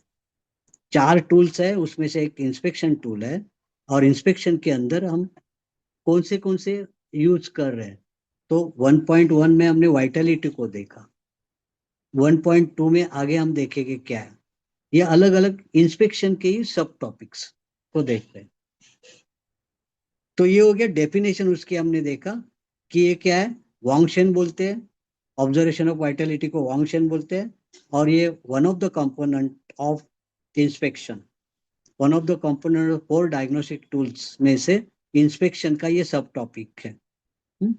It is widely considered as absolute most crucial aspect of diagnosing patient. Patient को डायग्नोसिस करने का एक एब्सोल्यूट तरीका ही है। ओवरऑल हेल्थ उसकी समझने का, डिटरमिनिंग देयर प्रोग्नोसिस, कैसे उसके सुधार आ रहे हैं, and evaluating their underlying constitutional strength, और उसकी स्ट्रेंथ कैसे है, इसको देखने का ये तरीका है। वाइटलिटी को देखना, तो हमें इन सब बातों का पता चलता है। We can get the information of overall health and constitutional strength. ऐसे बोलेंगे, अपने लैंग्वेज में बोलो, वैसे के वैसे सेंटेंस को नहीं लेना है। मीनिंग समझ में आ गया तो आप अपनी लैंग्वेज में, चाहे तो उसमें हिंदी डालो, तब थोड़ा एक कुछ नहीं आया तो उसका एक सेंटेंस हिंदी में भी हो जाएगा उधर। लेकिन जो चेक करने वाला है वो आपको रॉन्ग नहीं देगा, उसको भी बात मालूम है, ये बहुत अच्छा सही बोला इसने। तो concept of Shane has 2 primary meanings. एक ब्रॉड मीनिंग है, एक नैरो मीनिंग है। शेन को, वाइटलिटी को देखना, वाइटलिटी जो है दोनों अर्थों से देखी जाती है। नैरो मीनिंग है वो स्पिरिचुअल है, स्पिरिट के बारे में बोलते हैं। Human spiritual, mental and emotional activities, इसको देख के हम वाइटलिटी कैसे है बोलते हैं। ये नैरो मीनिंग, एकदम सूक्ष्म लेवल पे, नैरो यानी सूक्ष्म लेवल पे। और ब्रॉड ब्रॉड मीनिंग क्या है? तो manifestation of all vital activities in the human body. उसकी जो वाइटल एक्टिविटी है, उसका जो एक्सप्रेशन कैसे दिखता है, उसको देखते हैं ब्रॉड मीनिंग में। Shane is outward reflection of life, life का आउटवर्ड रिफ्लेक्शन है। जीवंतता का वो एक्सप्रेशन है, अनुभव है। जीवंत, जिंदा, इसकी बता रहा है ब्रॉड मीनिंग में, उसके अंदर का लाइवनेस ये दिख रहा है, लाइव दिख रही है वो ब्रॉड मीनिंग में। और वो कैसे दिखते हैं, तो उसके वाइटल एक्टिविटीज जो है, वाइटल एक्टिविटीज कौन सी वाइटल एक्टिविटीज है, तो उसकी ब्रीदिंग है वाइटल एक्टिविटी, उसका उसका हार्ट बीट है वाइटल एक्टिविटी, ब्लड प्रेशर यानी हार्ट बीट, उसका टेम्परेचर, ये सब वाइटल सिग्नल्स है, ये दिखते हैं ब्रॉड मीनिंग में, उसको देखते हैं। It encompasses everything from physical form to the energy behind person's movement। अभी देखो, ये दोनों को मिलके आप एक दो सेंटेंस बना देंगे, और नहीं भी बनाए या ब्रॉड मीनिंग नैरो मीनिंग को कुछ भी नहीं किया, चलो छोड़ दो, आपको लगता है छोड़ दो। ब्रॉड मीनिंग यानी ओवरऑल आप उसकी देखते हो, उसकी वाइटल एक्टिविटीज को, और उसकी नैरो मीनिंग में क्या देखते हैं, तो उसकी स्पिरिचुअल मेंटल और इमोशनल एक्टिविटी को देखते हैं। तो उसे पता चलता है उसकी वाइटलिटी क्या है, उसकी शेन और स्पिरिट क्या है, उसको देखते हैं। समझ में आ गया? तो ये देखते हैं वाइटलिटी, वाइटलिटी यानी क्या, जीवंतपना, जीवंतता, लाइवलीनेस उसके अंदर की, उसको देखते हैं। जिंदा दिल कितना है वो, ये देखते हैं, उसको वाइटलिटी बोलते हैं। अब ये वाइटलिटी है जो है, तो उसको shen does not just appear out of nowhere। ये जो वाइटलिटी देखते हैं, वो कहीं ऐसे नहीं है, वो पहले से अंदर है, deeply rooted in the physical body. Vitality deeply rooted in the physical body, अंदर है। ये originate from the congenital essence. Vitality originate from the congenital essence, kidney essence से आती है, माँ बाप से आती है वाइटलिटी। तो इसेंस पार्ट है वाइटलिटी, यानी हम उसका इसेंस को देखते हैं, जो माँ बाप से आती है, कंजेनाइटल इसेंस। अभी आपको थोड़ा मालूम है, कंजेनाइटल इसेंस यानी प्रीनेटल इसेंस, और एक पोस्टनेटल एक्वायर्ड बोलते हैं। तो इसेंस को पहचान, ये वाइटलिटी का ऑब्जर्वेशन। उसको कंजेनेटल इसेंस कैसे है, उसके किडनी इसेंस कैसे है, किडनी इसेंस कहाँ कहाँ से आपको समझ में आती है, तो उसके बोन की स्ट्रक्चर कैसे है, बराबर है, उसकी ग्रोथ, उसकी हाइट, उसके बाल, ये सब किडनी से रिलेटेड है, किडनी इसेंस से रिलेटेड है। उसका जेनेटिक मटेरियल, उसका रंग रूप, ये सब उसमें रिलेटेड है, कंजेनेटल इसेंस। तो वो पता चलता है कि उसका कंजेनेटल इसेंस कैसे है, एकदम हेल्दी है कैसे है, उसकी बॉडी की हाइट, लंबाई, ऊंचाई, कद काठी बोलते हैं, ये सब देखने के बाद, किसी का कद आपको देख रहा है कि कितना दुबला पतला है, उसका बेसिक जो इसेंस है बचपन से ही वैसे है, तो उसका किडनी इसेंस कम ही है, तो कभी किसी बीमारी को जल्दी पकड़ में आ जाएगा, क्योंकि उसका इसेंस वैसे है। तो एक दूसरी बात है कि उसका कंजेनेटल इसेंस कम है, यानी वो दुबला पतला दिखता है, लेकिन अभी उसका एक्वायर्ड इसेंस अच्छा है, यानी अभी जो हवा पानी वो ले रहा है वो अच्छी तरह से ले रहा है, तो उसको एक्वायर्ड इसेंस बोलते हैं। पोस्टनेटल इसेंस, पोस्टनेटल इसेंस अच्छा है तो भी वो ये जर्म्स बाहर के पैथोजन से लड़ सकता है। तो ये भी हम देखेंगे कि कंजेनेटल इसेंस कैसे है और एक्वायर्ड इसेंस कैसे है, ये देख, इसको ही, इस ऑब्जर्वेशन को वाइटलिटी बोलते हैं। तो वाइटलिटी का ऑब्जर्वेशन हम करते हैं, तो vitality comes from congenital essence, वो inherited from one's parents after birth. It depends on the continuous nourishment. It is called acquired essence. The energy extracted from food and water by spleen and stomach se, and ongoing support of the normal physical functions of Zhangpu organ. Zhangpu organ का support. ये सब vitality में अपने को देखने को मिलता है. Therefore, when we observe patients' vitality, we are actually looking at the mirror reflecting the health of their internal organs, their essence, their chi, and their blood. उसके 4 वाइटल्स है ना, अपने 4 वाइटल्स को देखा था कि एक वाइटल है, ब्लड वाइटल है, फ्लूइड वाइटल और इसेंस। ये सब को देखना, ये सब वाइटल को देखना, ये वाइटलिटी है। तो ये समझ में आ गया वाइटलिटी का मतलब क्या है। तो ये वाइटलिटी की डेफिनेशन हमने की। हमने क्या किया, वाइटलिटी, डेफिनेशन ऑफ वाइटलिटी में हमने ये सब लिखा। ये ब्रॉड मीनिंग नैरो मीनिंग लगता है तो लिखो, नहीं तो छोड़ दो। लेकिन Vitality connected with the vital substances, और वो वाइटल सब्सटेंस को देखना, ऑब्जर्व करना, it is the inspection of Vitality. तो अभी वो डेफिनेशन हो गई। अभी इंस्पेक्शन ऑफ वाइटलिटी हम कैसे करते हैं, इंस्पेक्शन कैसे कैसे उसका निरीक्षण किया जाता है, क्या समझ में आता है। The ultimate goal of inspecting vitality क्या है, तो to understand the absolute strength of antipathogenic qi. Antipathogenic ची को समझना, उसकी स्ट्रेंथ को समझना, ये गोल है अपना इंस्पेक्शन ऑफ वाइटलिटी का गोल। गोल क्या है, आपकी एंटीपैथोजेनिक ची, उसको अपराइट ची बोलते हैं, हेल्दी ची बोलते हैं, उसको समझना।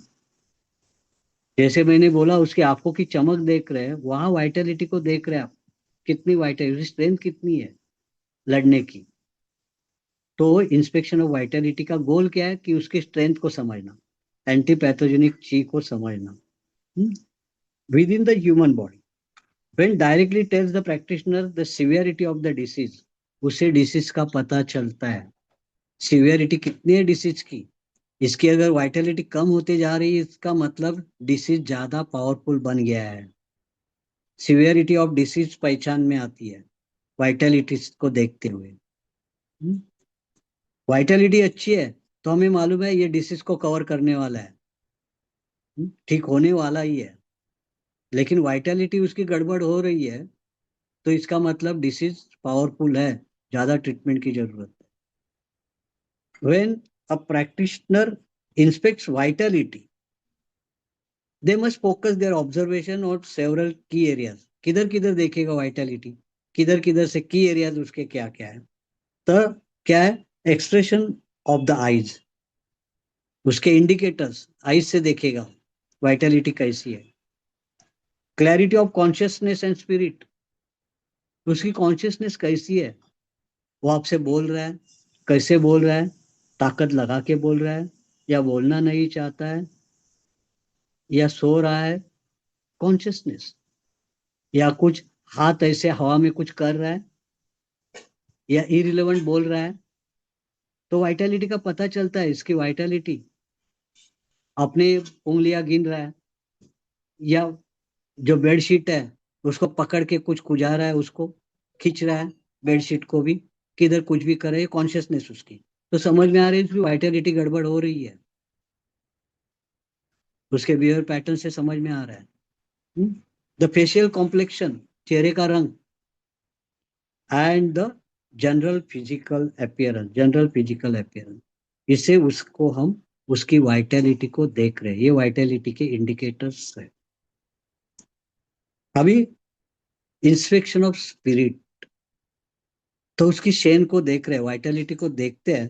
तो कैसे, ऑब्जर्वेशन ऑफ शेन और वाइटलिटी, ब्रॉड सेंस में क्या करते हैं, वाइटल एक्टिविटीज को हम देख रहे हैं, इक्वेटिंग लाइफ।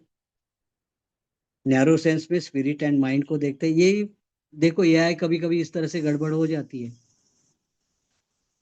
यही जो बोलना था वो ऊपर हमने बोला था, इधर बोला है। तो यही कभी कभी क्या होता है, कुछ लोग एआई वगैरह इसके ऊपर जब डिपेंड रहते हैं पूरा उसके ऊपर, तो पूरा उसके ऊपर रहना नहीं है, अपने को अपना भी दिमाग चलाना है। अभी मेरे पुराने वीडियो में किसी को देता हूँ, अभी एक बड़े डॉक्टर है उसको मैंने दिया, सुजोक वाले वीडियो, बड़े डॉक्टर है, उसको देने के बाद उसने एआई में जाके जेमिनी इधर उधर किया, और बाद में फोन करता है, सर वो थोड़ा कॉन्ट्राडिक्टरी आ रहा है उधर। मैंने बोला भाई उसमें जो आ रहा है, उसमें डेटा रन ही नहीं हुआ है अभी तक सुजोक का जितना चाहिए उतना, तो आप कैसे उसके ऊपर डिपेंड कर रहे हैं। उसके ऊपर कोई सुजो कॉलोनी ने डाला ही नहीं है, और उससे आप वेरिफिकेशन कैसे कर रहे हैं? ये मैंने जो दिया है तो उसके ऊपर आना है। अभी आप जब करेंगे, सर्च करेंगे, तो उसमें वो डेटा रन हो जाएगा, फिर नेक्स्ट दूसरे को मिलेगा। तो यही होता है। ये आप एआई में जब जाते हो तो ये जो ये इसका जो नॉलेज है टीसीएम का, वो अभी तक पूरी तरह से गया नहीं है उसमें। तो कभी कभी गलत हो सकता है, गलत भी आता है। हम लोग फिर उसको चेक करते हैं, क्रॉस वेरीफाई करते हैं, बाकी के लोगों को भी देते हैं, बाकी के बुक्स के नाम देते हैं कि इसमें देखो, इसमें देखो, और मेडिकल कौन से जर्नल है उसके नाम देते हैं, या इन जर्नल को भी मेरे को और बता दो आप कि कौन से बुक में से आपने लाया ये मटेरियल। तो आप अगर ऐसे करते हो तो आप बहुत बड़ा एआई का यूज इस तरह से होता है। लेकिन हमको मालूम नहीं, तो हम क्या करते हैं, चलो डाल दिया, कमांड डाल दी, ये आ गया, बस इसके ऊपर डिपेंड रहते हैं। लेकिन करने वाले के लिए बहुत उसका काम कर सकते हैं। तो इंस्पेक्शन ऑफ वाइटलिटी हमने देखा। तो इसका इसका बेसिस कौन है, इसका मटेरियल बेसिस क्या है? तो congenital expense inherited by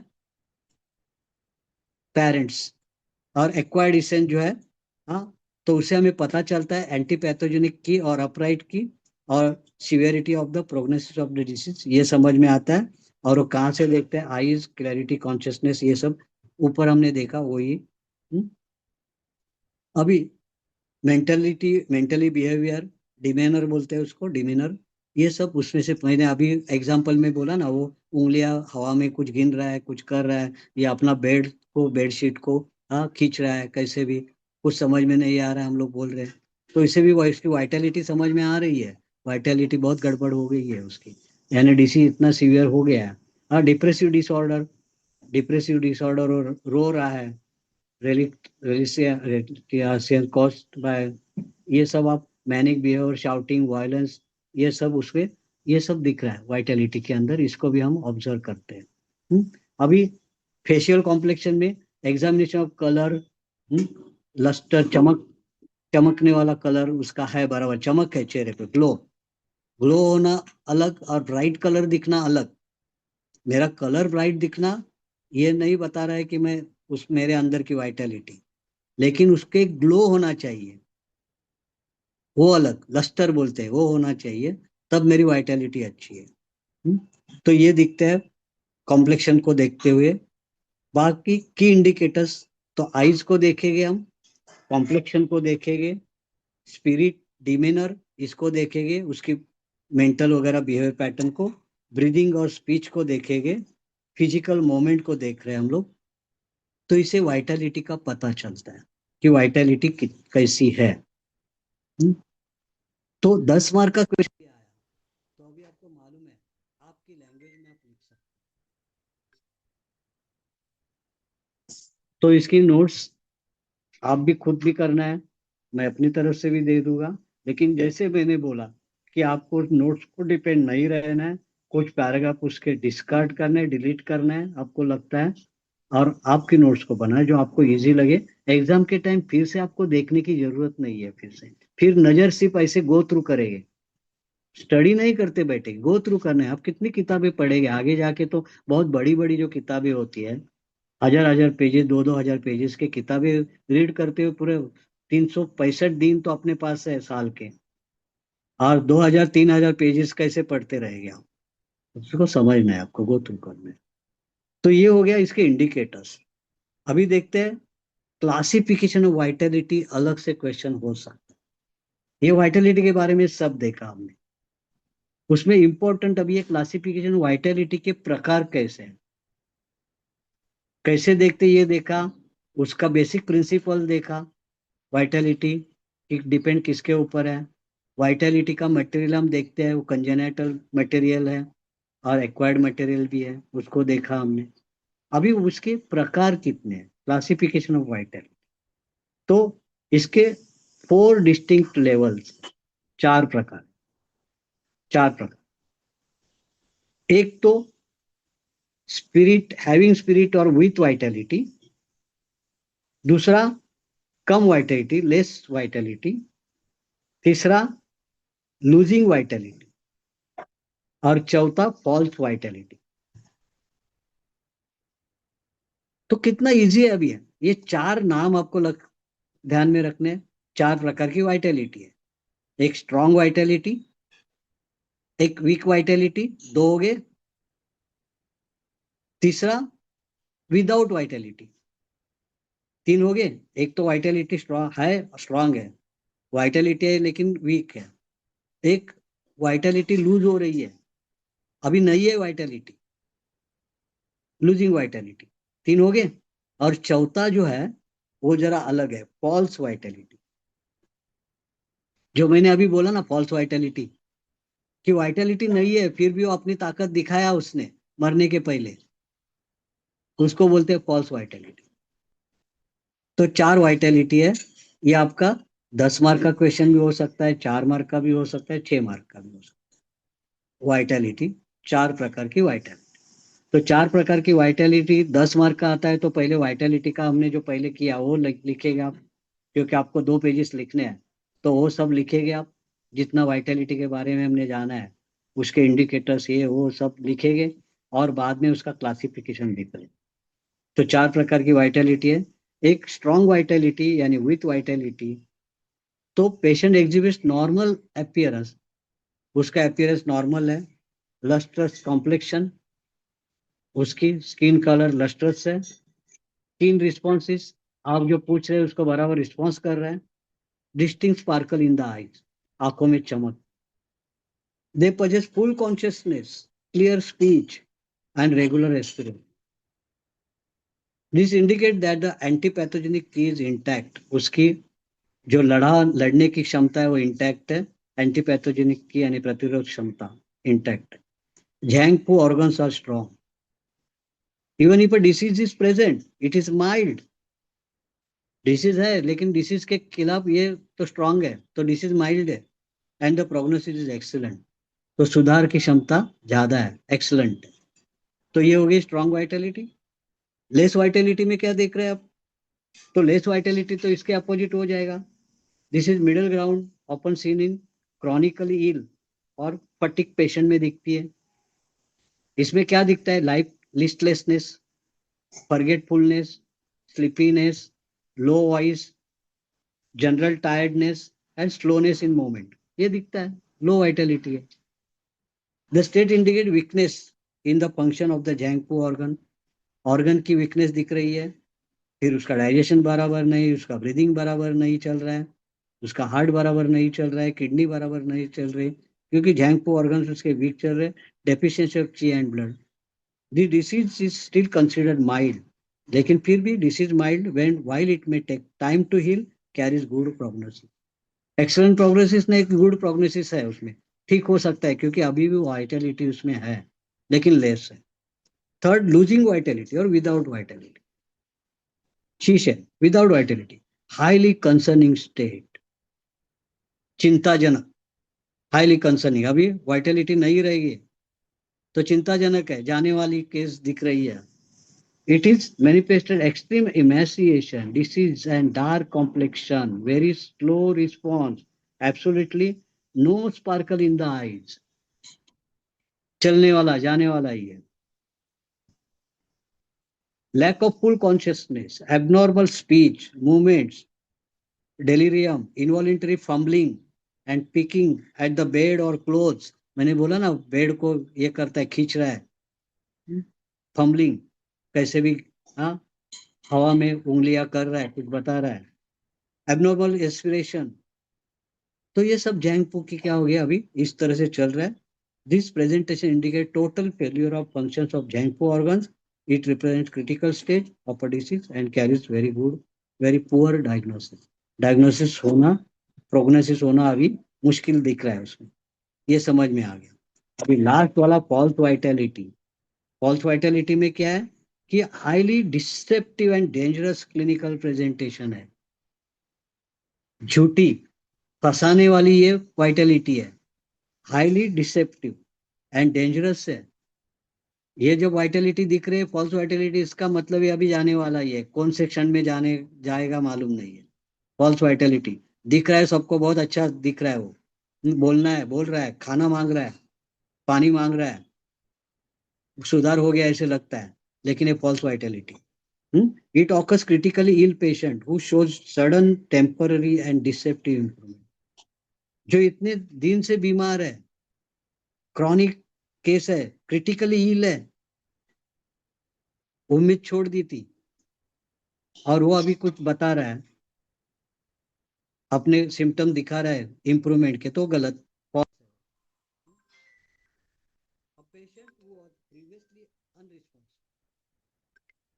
unresponsive may suddenly develop flushed cheeks, गाल उसके रेडनेस दिख रहा है, bright sparkle in the eyes, sudden voracious appetite, भूख भी जोरदार लग रही, होरेशियस, कुछ भी खाने को मांग रहा है, कुछ भी खाने को मांग रहा है, होरेशियस एपेटाइट। मैंने एक पेशेंट को देखा, वो, मैं उसको देखने को गया, वो बोलता है मुझे मटन चाहिए अभी। मेरा रिश्तेदार था करीब। मेरे को ये बहुत सारे एक्सपीरियंस मेरे को मिले हैं। मैं अपने आप को कभी कभी समझता हूँ कि कैसे मुझे एक्सपीरियंस मिलते गए। यानी उसकी मृत्यु के समय में बहुत सारे लोगों के मृत्यु के समय वहां था। अभी इसके भी, इसको मैं, मुझे बोलता है मुझे कैसे भी मटन खिलाओ। तो मैंने देखा अभी क्या करेगा। मैं गया उधर, मटन, उधर बीफ था, और इसने लाइफ में कभी बीफ खाया नहीं है। कुछ लोग धर्म की मान्यता होती है ना, तो बीफ नहीं खाते हैं, बीफ नहीं खाया उसने। लेकिन किधर भी मुझे ये कोई मटन नहीं मिला, तो मैंने बोला कि चलो बीफ ही लेके जाते हैं। मैं बीफ लेके गया। जिसने कभी बीफ खाया नहीं, भगवान ये वो मानने वाला है, मैंने उसको बोला कि भाई मटन आपको नहीं मिल रहा है यहाँ किसी भी होटल में, बहुत ढूंढा मैंने, नहीं है इस एरिया में, मुस्लिम एरिया था, तो बीफ ही मिला है, मैंने ये बीफ लाया। उसने बीफ खाया, कुछ नहीं खाया उसने, और उसके 1-2 घंटे के बाद वो चल गया, मटन खा के चला। वो तो वोरेशियस एपेटाइट, जिसकी भूख कितनी थी और कुछ भी खाने के लिए तैयार है, voracious appetite. This is not true healing, ये हीलिंग नहीं हुआ था उसका। It is cause by complete failure of yin to control, causing the final desperate surge of yang. ये क्यों होता है? तो यांग चीज जो है उसकी, इन और यांग आपने लास्ट सेमेस्टर में देखा, इन और यांग साथ में रहते हैं। यांग बाहर एक्सप्रेस होती है, इन अंदर उसको नरिशमेंट देती है, ये आपने देखा है। इसका क्या होता है, यांग जो एक्सप्रेस कर रही है और इन यांग का कनेक्शन, अभी सेपरेशन आ रहा है, हस्बैंड वाइफ अभी डाइवर्स हो रहा है उसका, एक दूसरे को छोड़ के जा रहे हैं। यांग हस्बैंड है, वाइफ इन है, अंदर की नरिशमेंट, अंदर के ऑर्गन, उसके पास भी अभी यांग को पकड़ रखने की क्षमता नहीं है। तो क्या होता है, यांग अभी बाहर आ गया, दिखने लगता है, लेकिन वो जाने वाला है। यांग को पकड़ने वाला अंदर बचा नहीं है, अंदर बचा नहीं है। तो तब ये यांग दिख, यांग यानी मैनिफेस्टेशन दिखता ही है, यांग एक्सप्रेस करता है, एक्सप्रेस करके चला जाता है। तो ये yang qi to float outward before death, तो फॉल्स वाइटलिटी यानी yang qi floating outward before death. समझे, सिंपल सेंटेंस बनाओ। It is critical sign of separation of yin and yang, yin and yang का सेपरेशन का ये साइन है, indicating impending death, मृत्यु की ये निशानी है, मृत्यु की दस्तक है ये। तो ये हो गया, आपने इसको देखा, नरिशिंग। अभी इसको भी देखते हैं, क्लिनिकल एप्लीकेशन। इस वाइटलिटी, ये जो हमने ऑब्जर्व किया उसके क्लिनिकल एप्लीकेशंस क्या है? तो हमें क्या मिलता है, assessment of resources of treatment. Vitality देख के मैं तय कर सकता हूँ कि मैं ट्रीटमेंट कौन से प्रकार की करूं। जिसकी वाइटलिटी कम है और मैं उसको इन्वेजिव ट्रीटमेंट दे रहा हूँ, दवा दवा के, या बड़ी बड़ी निडल लगा रहा हूँ, कुछ कर रहा हूँ, तो ये गलत है, क्योंकि उसकी वाइटलिटी नहीं है। और मैं उसको इन्वेजिव ट्रीटमेंट दूंगा तो उसको भारी पड़ जाएगी, ट्रीटमेंट से वो बीमार और भी चेंज हो जाएगा। तो ये अपने को असेसमेंट करने को मिलता है। जब वाइटलिटी देखते हैं तो ट्रीटमेंट का अपने को ये मिलता है, कौन सी ट्रीटमेंट करूँ। लेस वाइटलिटी है तो उसको तकलीफ ना हो ऐसी ट्रीटमेंट मैं करूँगा। तो vitality inspection helps to practitioner determine immediate physical capacity of patient. Patient की कैपेसिटी समझ में आती है। It tells the acupuncturist if a patient has enough reserve energy to handle intense treatment, instant treatment, simulation वो करूँ क्या ना करूँ, ये मुझे इससे पता चलता है। For example patient with Vitality can handle strong stimulation, उसको स्टिमुलेशन दिया तो चलेगा, रिड्यूसिंग टेक्निक दिया तो भी चलेगा उसको, और थिक नीडल्स लिए तो भी चलेगा। लेकिन patient with less vitality, no spirit, तो requires incredibly gentle nourishing techniques, fewer needles, perhaps more focus on moxibustion to build energy back up। उसको मॉक्सिबेशन की भी जरूरत है, लेस वाइटलिटी है तो। बाद में और क्या समझ में आता है इसका, root versus branches identification. Vitality से समझ में आता है सिम्टम कौन से है, डिसीज क्या है। रूट यानी डिसीज, उसके मूल कारण, और ब्रांच यानी उसके उसके सिम्टम्स। तो ये भी अपने को समझ में आता है वाइटलिटी को देखते हुए। वाइटलिटी अच्छी है तो जो सिम्टम दिख रहे हो ब्रांच है, लेकिन वाइटलिटी ही गड़बड़ है तो रूट ही खराब हो गया अभी, तो क्या करेंगे। तो ब्रांच और रूट का आइडेंटिफिकेशन देख रहे हैं। Vitality observation allows practitioner to see the beyond the loud acute presenting symptoms, to understand the underlying constitutional root को समझने के लिए। पेशेंट कितना चिल्ला रहा है उसको नहीं देख रहे हम लोग, वो बोल रहा है मुझे बहुत तकलीफ हो रही है, रो रहा है, ये हो रहा है, घर वाले भी अपने को बोलते हैं कि देखो देखो कितना रो रहा है, कितनी तकलीफ है, बाप रे, ये वो बोल रहे हैं।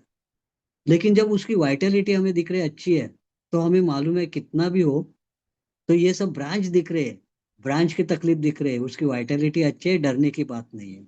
हम उनके लोगों को समझा सकते हैं, होता है इसके, ये एक्सप्रेस कर रहा है उस तरह से, उसकी जो एक्सप्रेसिव या उसकी इंड्योरेंस कैपेसिटी है किसी बात को एक्सप्रेस करने की, वो अलग अलग आगे की है।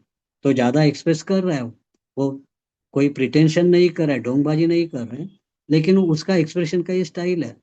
कोई रो के कर रहा है, कोई हंस के करता है, कोई चुप बैठ के कर रहा है, अलग अलग एक्सप्रेशन है। हम्म, तो ये है वाइटलिटी। तो हम समझते हैं कि इसके ब्रांचेस की बात चल रही है। A patient might come with severe painful acute injury, but if their eyes are bright, voice is strong, तो हमें समझ में आता है कि इसकी वाइटलिटी अच्छी है।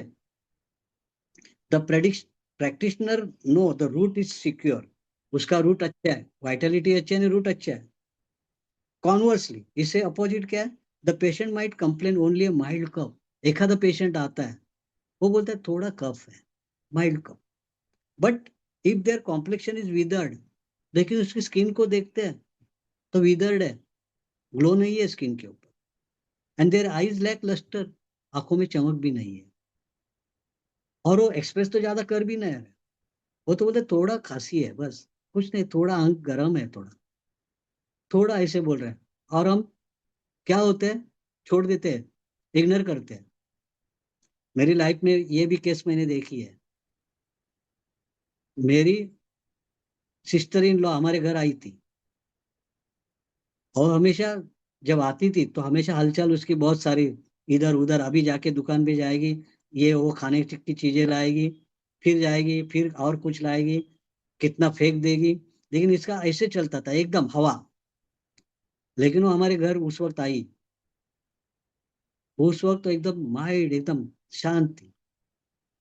हमारे ये अगर मालूम होता हमें कि कुछ गड़बड़, इस तरह से वाइटलिटी का ये नॉलेज हमें नहीं था, वो एकदम शांत थी। हमें लगा इसका उसके हस्बैंड के साथ कुछ हुआ होगा, इसके लिए आई है, चुपचाप है, एकदम शांत, इधर पढ़ती है उधर पढ़ के, बोल भी नहीं रही थी। हुँ? और उसका ग्लो स्किन के ऊपर या चेहरे पे ग्लो भी नहीं था। बाद में वो बोलते हैं मैं चलती हूँ, हमारे घर एक दिन रही, बोलते मैं चलती हूँ, हम बोले चलो ठीक है। अगर उस वक्त वाइटलिटी की बात हमें समझ में आती तो उसको बचाने की कोशिश हम कर सकते। वो हमारे घर से गई, बाद में उसको जुलाब शुरू हो गए, तो फिर उसने फोन किया कि जुलाब हो रहे हैं। तो मैंने बोला ठीक है डॉक्टर के पास जाओ। यही मैं फिर से बोल रहा हूँ, मुझे वाइटलिटी का पता होता तो। वो जब डॉक्टर के पास गई, डॉक्टर ने देखा कि इसको डेंगू है और उसके कारण ये हो गया है। बाद में उसके प्लेटलेट कमती हो गई, क्योंकि वाइटलिटी उसमें पहले से कम कम होते गई थी। तो तुरंत डेंगू के डिसीज ने उसकी वाइटलिटी कम करी थी। हमें पता नहीं था उसके ऊपर तुरंत एक्शन लेनी थी, नहीं ली एक्शन, मर गई वो, चली गई। तो कभी कभी हम क्या करते हैं, समझ नहीं सकते वाइटलिटी को समझना कितना इंपॉर्टेंट है। हम बोलते हैं कि यार वो बोल रहा है थोड़ा सा कप है, लेकिन वो कैसे बोल रहा है, अंदर से आवाज बाहर कैसे आ रही है उसकी। अभी हम लोग को ये पता नहीं था उसकी आवाज कैसे थी, वो हमारे साथ कैसे बोल रही थी। अंदर से आवाज नहीं निकल रही है, इसका मतलब कितना जोर लगा के वो बोल रही है अंदर से, तब उसकी आवाज बाहर आ रही है। कोई बोलता है थोड़ा फीवर है, थोड़ा फीवर है, हम उसको इग्नोर कर, थोड़ा है ना, कुछ नहीं, ऐसे होता है। लेकिन उस वक्त उसकी वाइटलिटी, उसके आंखें क्या बोल रहे हैं, उसकी स्किन की चमक क्या बोल रहे हैं, चेहरे का ग्लो क्या बोल रहे हैं, उसके ब्रीदिंग कैसे चल रहा है, तो इससे वाइटलिटी का पता चलता है। तो कितना इंपॉर्टेंट है। मैंने अभी थोड़ा टाइम पहले बोला, अगर 2000 पेजेस वाइटलिटी इसके ऊपर लिख रहे हैं, कितने सारे 200-300 पेज वाइटलिटी के ऊपर लिख रहे हैं, तो कितना इंपॉर्टेंट है ये।